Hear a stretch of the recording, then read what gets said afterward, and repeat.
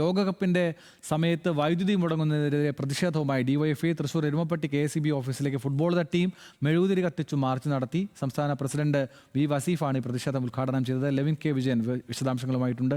Levin, അങ്ങനെ DYFI വീണ്ടും പഴയതുപോലെ പ്രതിഷേധങ്ങൾക്കും ക്രിയേറ്റീവായ സമരരംഗത്തേക്കുമൊക്കെ തിരികെ വരികയാണ്. എന്തൊക്കെ വിശദാംശങ്ങൾ?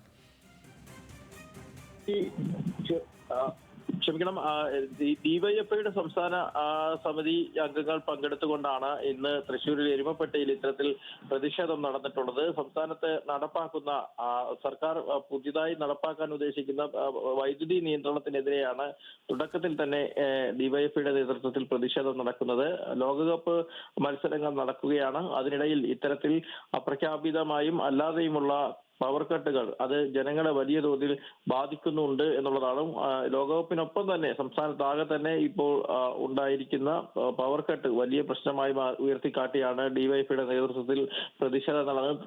ഡിവൈഎഫ്ഐയുടെ തൃശൂർ ജില്ലാ സമ്മേളനം ഇന്ന് അവസാനിച്ചിരുന്നു. സമ്മേളനം അവസാനിച്ചതിന് പിന്നാലെ തന്നെ സംസ്ഥാന പ്രസിഡന്റ് വി വസീഫ് അടക്കമുള്ള നേതാക്കൾ പങ്കെടുത്തുകൊണ്ടാണ് ഇത്തരത്തിലൊരു പ്രതിഷേധ പരിപാടി നടന്നത്. സമ്മേളന വേദിയിൽ നിന്നും എരുമപ്പെട്ടിയിലാണ് തൃശൂർ ജില്ലാ സമ്മേളനം നടന്നത്. എരുമപ്പെട്ടിയിലെ KSEB ഓഫീസിലേക്ക് മെഴുകുതിരി കത്തിച്ചുകൊണ്ടും ഫുട്ബോൾ തട്ടിക്കൊണ്ടുമൊക്കെയാണ് പ്രതിഷേധവുമായി ഡിവൈഎഫ്ഐ പ്രവർത്തകർ എത്തിയത്. ഈ വരും ദിവസങ്ങളിൽ ശക്തമായ പ്രതിഷേധം, ഇത്തരം സമീപനങ്ങൾ സ്വീകരിച്ചാൽ അതിനെതിരെ ഉണ്ടാകുമെന്നുള്ള മുന്നറിയിപ്പാണ് ഡിവൈഎഫ്ഐ.